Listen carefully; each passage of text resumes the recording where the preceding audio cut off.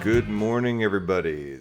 I'm Eureka John. This is Eureka Street Crypto Hub, broadcasting live from Leander, Texas at 5:54 in the morning on a Thursday, September 9th, 2021. And this is my morning show, aka video blog. And good morning, Randy, for jumping right on.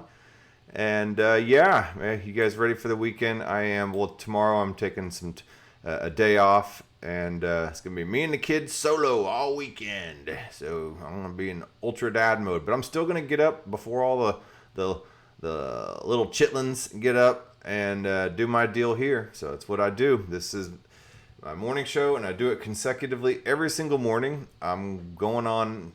Haven't missed a single day since February 6th, 2021. So a little over 7 months now.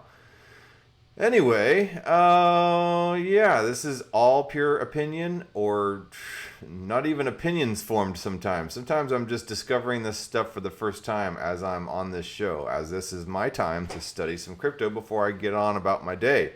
And if you're in the chat box and on Theta TV watching, and you want me to look up an article or whatever, I'm always happy to do so. So feel free to pop in there and say what's up. If you're on YouTube, BitChute, or Odyssey watching this later, then hit a little thumbs up. It does help a brother out. But aside from that, I'm not asking for money or anything like that. This is just kind of my sandbox, and I have been earning some money via doing crypto stuff and some video editing and stuff like that in different ways, aside from my regular 40-hour-a-week job that I go to. So yeah, man, it's starting to pick up. Who knows? Maybe one day I'll go full blockchain. But until then, I do enjoy the security and just the stability of my regular old day job. So, all right. So, that being said, let me move on to the old CoinGecko and see what we have going on here. We got some Bitcoin. Well, yeah, everything's red. And this is a healthy retrace, honestly. Things were blowing and going for a while. And anytime it goes like that, could not connect to the reCAPTCHA service. Please check. Are you guys getting an okay connection on your end? Because the chat thing keeps on telling me to re-sign in and stuff like that. But either way, yeah, things are blowing and going, and I know when they blow and go too long in the crypto market that a retrace is inevitable. So it's healthy. I'm glad to see this. Bitcoin's down at $46,186.72, and Ethereum's at $3,482.14. This is just one day before payday for me, so I will be. Hopefully, it's still going to be low tomorrow, because I'm going to be buying some more Bitcoin and Ethereum and maybe a couple others.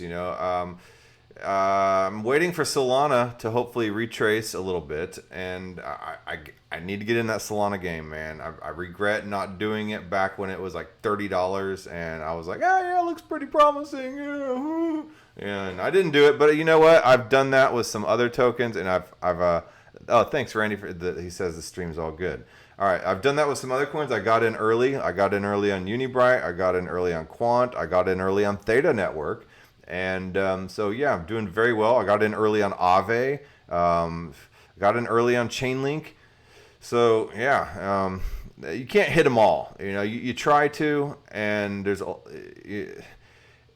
it's just you'll end up spinning your wheels trying to keep up on everything. And look at me. I'm sitting here every single day, waking up before the butt crack of dawn, and I'm still missing things like Solana and stuff like that. I missed Terra.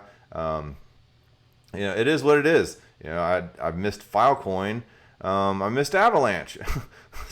But with this healthy retrace right now, these are the opportunities to jump in at the point and get on in, because all this stuff is going up.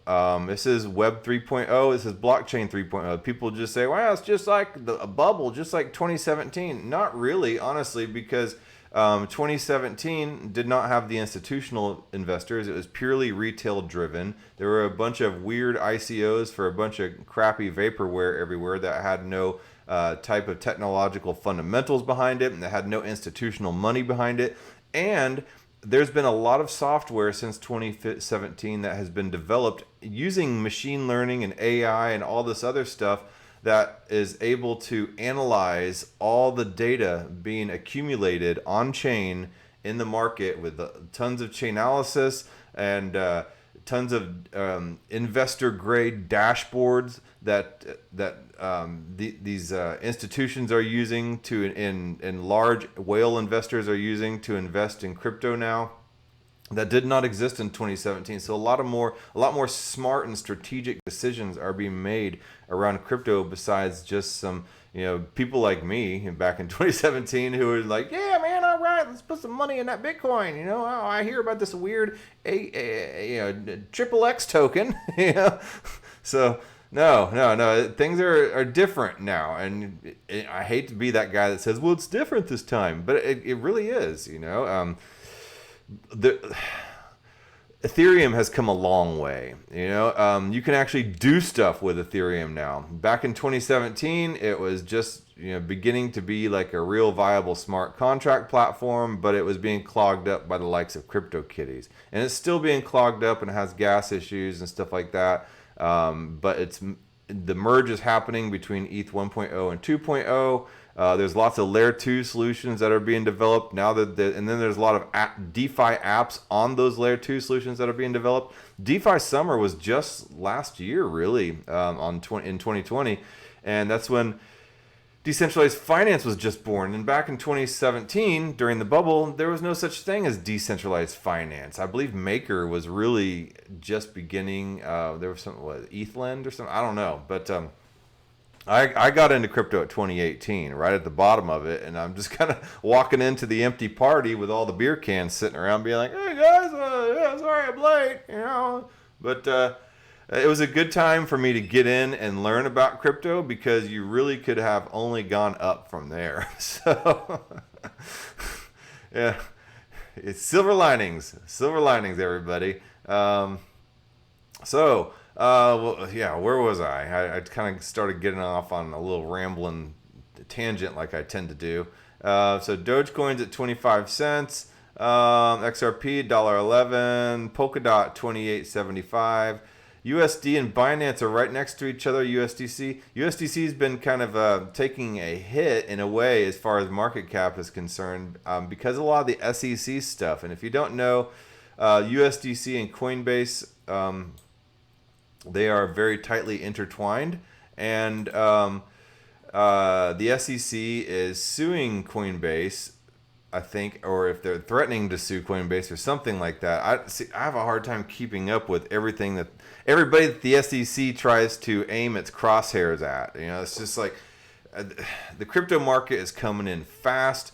All the regulatory agencies and the government bureaucracies panicking. The banks are panicking. They're like, oh, and it's like some kind of panicked person at a bank trying to rob a bank, even though they are the bank, but they're trying to rob the crypto bank in there with a gun, just pointing it frantically at anybody that'll move. And it's kind of like the SEC right now walking into the crypto market. They're just basically scared of all this activity, don't know what's going on, they're clueless, and they're just sitting there waving a gun around and pointing anybody that opposes it or moves too fast in its crosshairs and it's just trying to shoot at it, and then it's taking some unwitting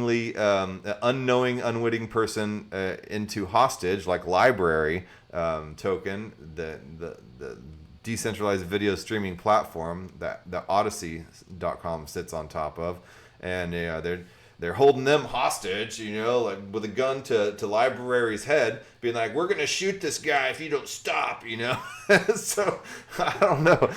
Just kind of the things that go through my head, the pictures when I think about the SEC and a lot of the crypto market and stuff. So I hope that all made sense. So anyway, Chainlink is at 27.85. Bitcoin Cash 666.6. Nothing is built on Bitcoin Cash that I really know of. And Ethereum Classic is another one of those, 58.68. How does Ethereum Classic have a $7 billion Oh wait, no, yeah, $7 billion market cap. How does Ethereum Classic have a $7 billion market cap? It just baffles me because there's absolutely nothing built on Ethereum Classic. So the crypto market is a funny place, you know. So let's see. Theta Network is down to 694. Yeah, Monero 262.18, down 13.3% in the past week. Aave 336.54. It's kind of hovered around there, although last week during all this little boom, it got up to 420 something. Yeah, Quant Network 306.15. The only one that really hasn't felt any of these effects. I mean, it's down 3.7% in the past 24 hours. Is Quant Network. It's up 63.1%. I'm doing very well on those quant bags. Glad I got into that pretty soon, but I saw the low market cap. I saw all the banks being involved, and I just kind of bought in and just sat back and just forgot about it for a while. So, yeah. Oh, okay. So let's go over here. I was scrolling through Twitter, and Twitter is kind of a double-edged sword. It's a great source of information, and it's also a source of a bunch of misinformation and drama, and a lot of tribalism. But so take Twitter for what you will. But you can find lots of good newsworthy stuff on crypto Twitter. And speaking of the SEC and their crackdown... Dear Security and Exchanges Commission, thank you very much for protecting me this morning. I would have been eligible for the DYDX drop, probably around 50K as we speak, but I am thankful for my protection, because if I would have received that, I probably would have done something irresponsible. And now that I have not received it, I can continue about my day as an ordinary citizen of this United States. I want to give a special shout out to Mr. Gensler and Mrs. Warren for their deep knowledge of the crypto industry and for their ever vigilant eye on all crypto matters. Thank you. You are true Americans.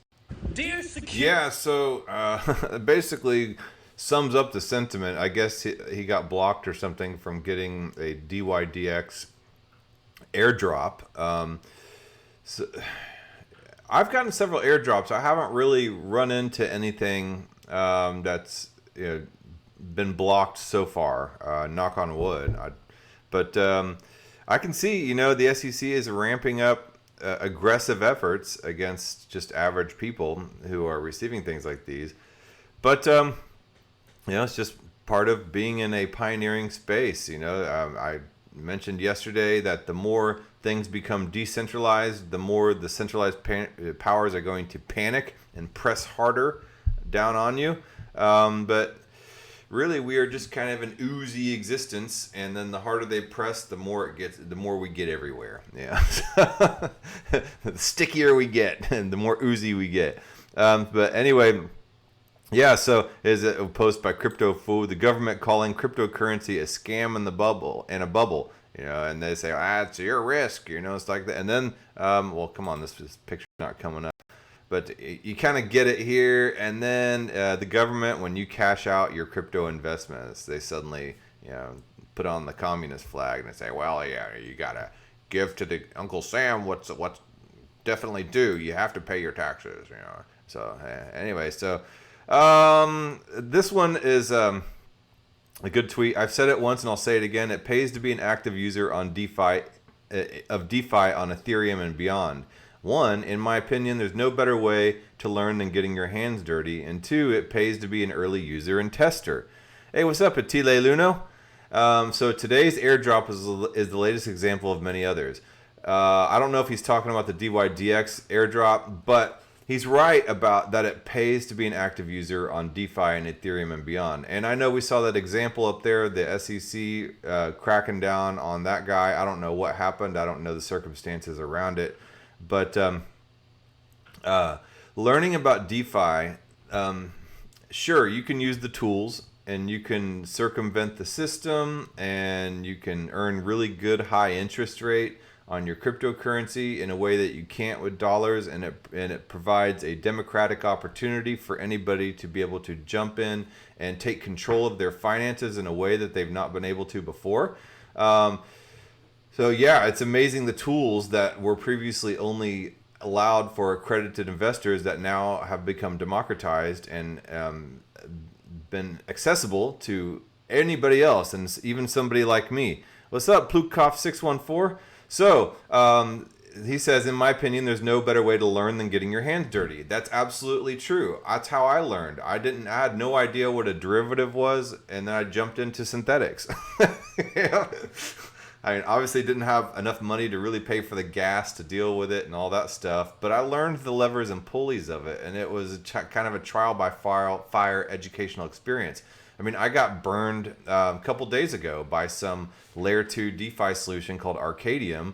You know, they I guess their modus operandi is, yes, sure, that's all legit smart contracts and all that stuff, but you know, they give you 48 hours and you have to swap your tokens, and if you don't, you're left behind. And you go through and you try to read the wiki and all that stuff and their FAQs, and it's just pages and pages of crap. And you know, if you're new jumping into that project and you have 48 hours to hurry up and do the swap, but you don't even know what the swap is, and this is their way to kind of grab profits and move on to the next platform that everybody's supposedly moving on to. And if you're not keeping up with that, and it's kind of an easy money grab for them.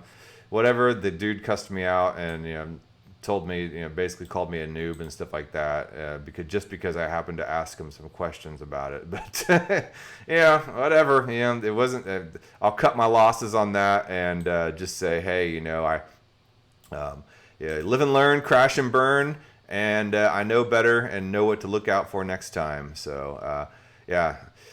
So anyway, but jumping in some of these DeFi platforms and providing liquidity can be a good move. Like Hop Protocol and Swapper, Uniswap.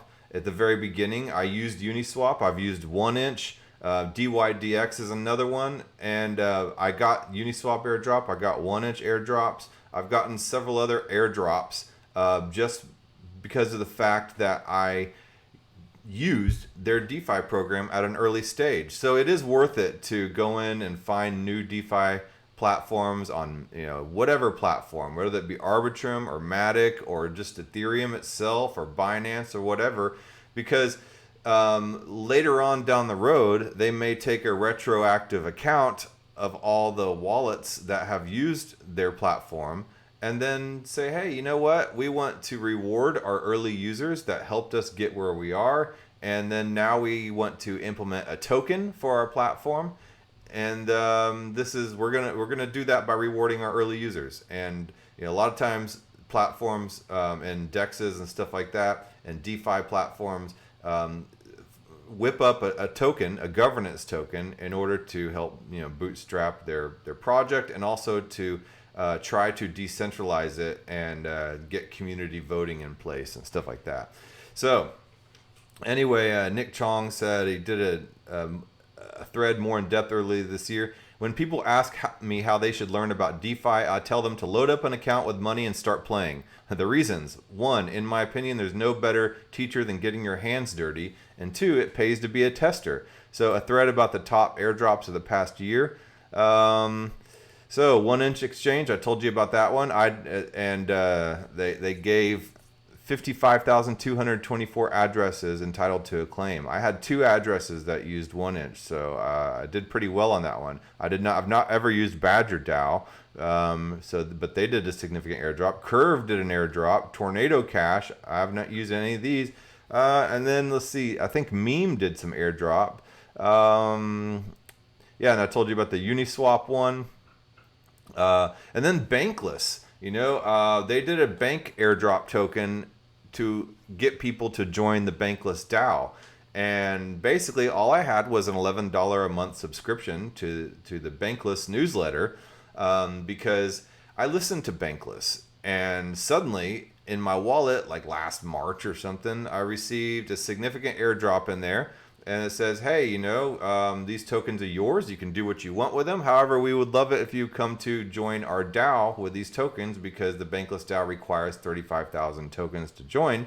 And so instead of just dumping them, like a lot of people do with these airdrops, I went and joined the Bankless DAO, and it's probably the best decision I've made in the crypto space so far, because it's been an amazingly rewarding experience being a part of that DAO and to learn how DAOs operate through that. So, yeah. Anyway, so let's go on. Yes, DeFi. But how do you learn about DeFi besides just a crash course? Well, apparently, DeFi literacy is becoming a thing in universities. So DeFi literacy. I wish they had DeFi literacy in cryptocurrency courses when I was in the university, but cryptocurrency didn't even exist back then. That was back in 96, I guess, 94 when I first started college. So, I went through like 5 different community colleges before I actually got into a real university. So I got into a real university in 98, I believe, or something like that. But anyway, they didn't have blockchain or cryptocurrency classes for sure. Anyway, DeFi literacy. Universities embrace decentralized finance education. A small number of universities are beginning to offer DeFi courses to help students and the general public better understand the technology. Decentralized finance, or DeFi, has become one of the fastest growing sectors within cryptocurrency ecosystem. Data shows that the total value locked in all DeFi protocols is now 130 billion. This is an important metric, as some analysts view total value locked as one of the best ways to measure sentiment within the DeFi sector. So while DeFi growth is apparent, many individuals may still wonder what DeFi is and how it can be applied today. Piers Ridyard, the chief executive officer of Radix DLT, a secure decentralized network, stated that DeFi currently only caters to users with sufficient knowledge of the crypto market. This in mind, it's notable that a small number of universities are now offering DeFi-focused courses to help educate enrolled students and the general public on the basics of decentralized systems. University of California at Berkeley recently added a massively open online course, or MOOC, on decentralized finance to its fall 2021 semester offering. Don Song, a professor of electrical engineering and computer science at UC Berkeley and founder of the blockchain platform Oasis Network, told Cointelegraph that she will help lead the DeFi course alongside professors from Stanford and Imperial College London.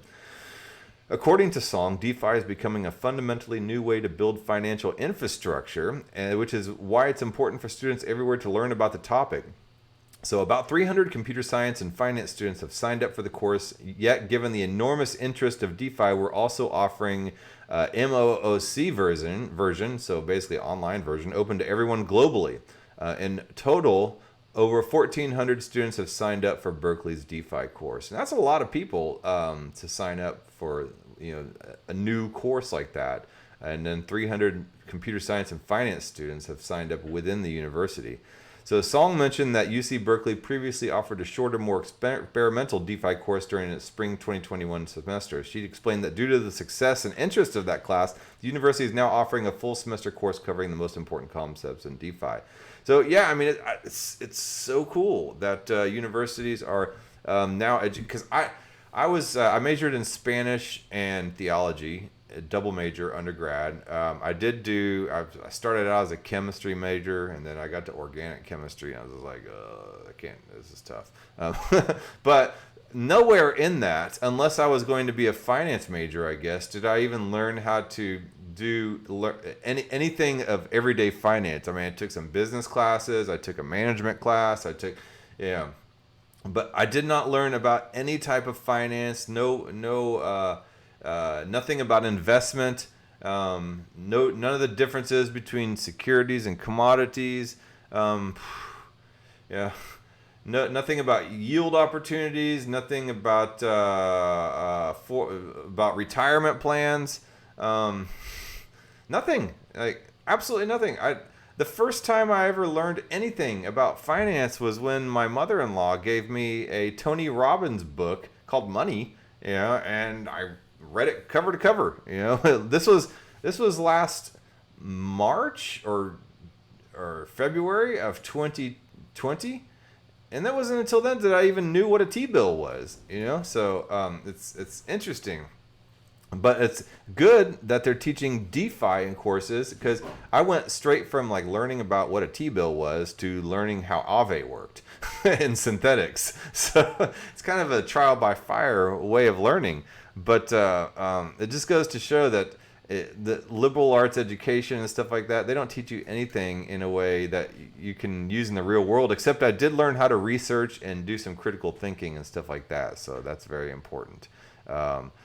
Yeah, so I just think it's really cool that Berkeley's offering these DeFi courses. It looks here, the University of Nicosia in Cyprus is offering a free DeFi massive online something course beginning in October 11th.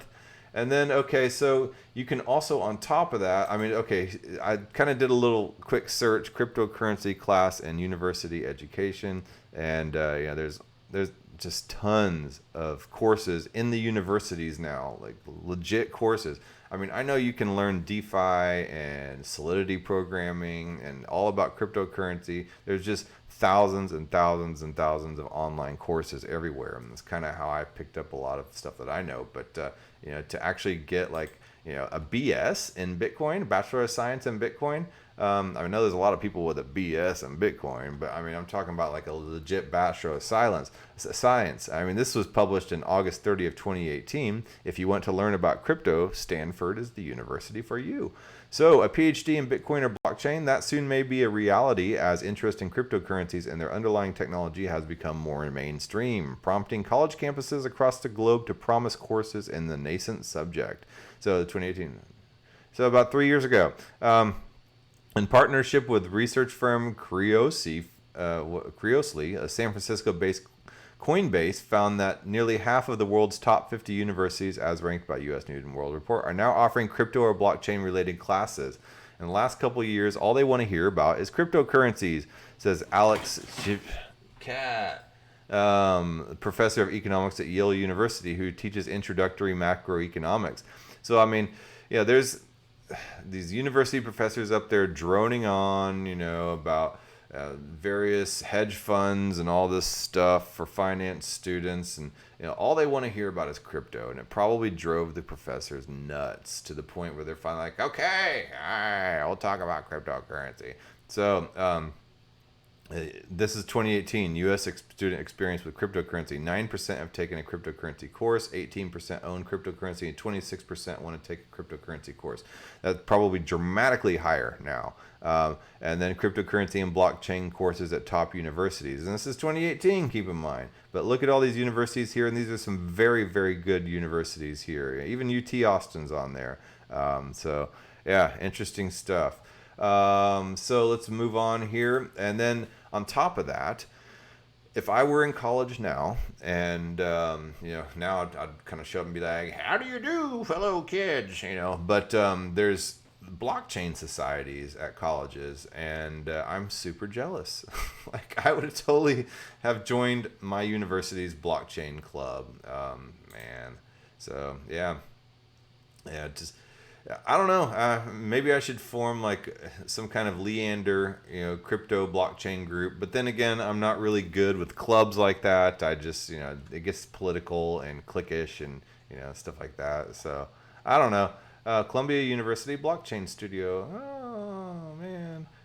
Anyway, so yeah. That being said, I was going to talk more about the SEC stuff, but I really honestly don't feel like talking anymore about the SEC. Like, they don't like Coinbase. The founder, the Coinbase CEO, made a nasty tweet towards the SEC, and then now, you know, Coinbase is in the crosshairs of SEC because they don't like each other, because Coinbase dared to come out with a financial product called Lend that would give somebody 4% interest. That's like, in the crypto market, that is like the lowest amount of interest you can really get for any type of crypto savings account. You compare it to BlockFi or Celsius or Nexo or anything like that.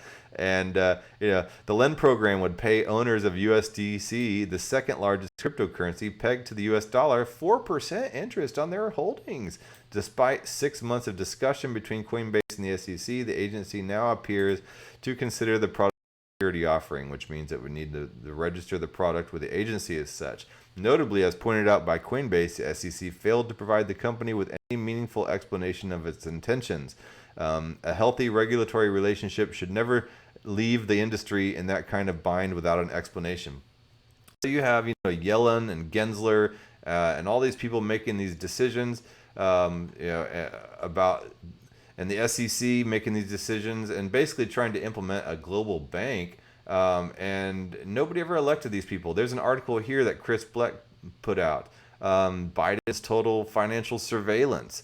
And this is not just in the United States anymore. This is going global. So what if every one of your non-cash financial transactions is automatically reported to a beefed-up, audit-hungry IRS? Imagine living in a world where every one of your non-cash financial transactions, a restaurant meal, a Venmo transfer to a friend, maybe some Bitcoin bought on the dips, was automatically reported to a beefed-up, audit-hungry IRS.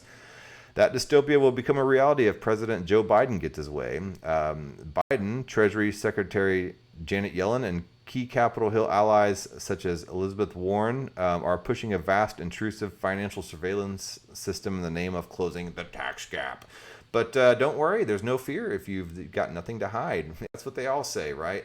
Hey, you don't have anything to hide, do you? For already compliant tax lawyers, the only effect of this regime is to provide easy access to summary information on financial accounts and to decrease the likelihood of the costly no-fault examinations. The Treasury Department said this May in a nakedly authoritarian document called the American Families Plan Tax Compliance Agenda. But for non-compliant taxpayers, the department continues, this regime would encourage voluntary compliance as evaders realize that the risk of evasion being detected has risen noticeably. Biden, since the 90s, has been pushing intrusion into your private affairs. He wanted the Clipper chip to be put on everybody's home computers that would give the government a backdoor in. Fortunately, after tons of court cases and lots of struggles, that failed. But who knows if it wasn't covertly put in some way.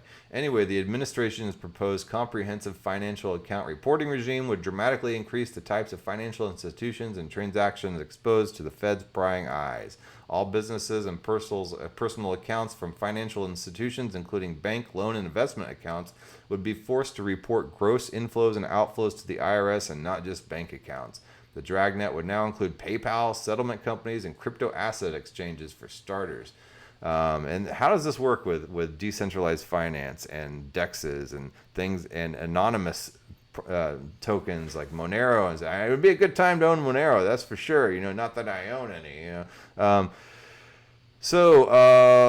The new domestic surveillance program, which requires congressional approval, is one prong of a tripartite strategy for transforming the entire global financial system into a harmonious, haven-free collection funnel to the IRS. So now the IRS is wanting to go global. They're taking it on the road. The second part, which has taken up the bulk of Biden's multilateral diplomacy thus far, is getting the industrialized world to agree on a global minimum corporate tax of 15% while setting up a system to prevent multinational companies from registering their profits in the lowest tax jurisdictions. Cutting corporate taxes is a self-defeating competition, Yellen said in April, and neither President Biden nor I are interested in participating in it anymore. We want to change the game. So who elected Yellen, first of all? And then who elected Biden? Well, nobody elected Biden, but how is Biden starting to say that he's becoming the world president? And who elected all these people from the World Economic Forum to suddenly start making all these policies, these worldwide policies, and this great reset? Nobody elected these people, So anyway, in 2009, President Barack Obama promised to generate $210 billion in new tax revenue over 10 years by cracking down on overseas tax loopholes. While the corporate tax element of the plan was quickly killed by lobbyists, the individual component remained in the form of 2010 foreign account tax compliance, built on a foundation of American exceptionalism. FATCA imposed onerous new annual reporting requirements on Americans with more than $10,000 in overseas financial institutions. The law brazenly threatened international banks if they didn't rat out their U.S. clients to the IRS. The results were predictable. Expats were locked out of banking services, and then record numbers of mostly middle-class Americans renounced their U.S. citizenship, and IRS collections went essentially unchanged. But for a very small political price, No one cares much about 9 million people living abroad. Washington was able to bend an entire global financial system to its will. So it set a precedent. And an IRS with the ability to compel global transaction data sounds like something out of a Philip K. Dick novel, very dystopian. Yet here we are, we consciously cover our tracks.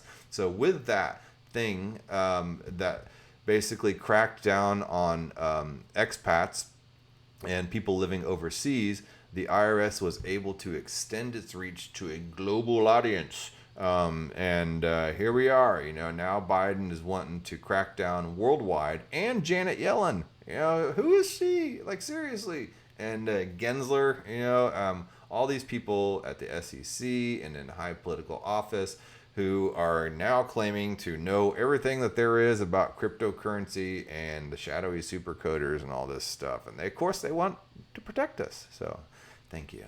That being said, I need to get on and go about my day and get on to my job so I can earn my paycheck and pay my taxes. Because I am a good, happy little taxpayer, and that's what I do. I actually do. I pay my taxes. I do what I can. As far as a lot of this crypto, DeFi, and DEX stuff, I don't really pull out and use any of my crypto right now. It's because of all this non-clarity and everything that's going on. I just don't feel like getting into tax trouble. So everything, as far as I know, is staying up on there, and I haven't cashed anything out into dollars. I know they've talked about any type of gains that you have to report even within the crypto world, but all that is so unclear right now, I don't know what to do.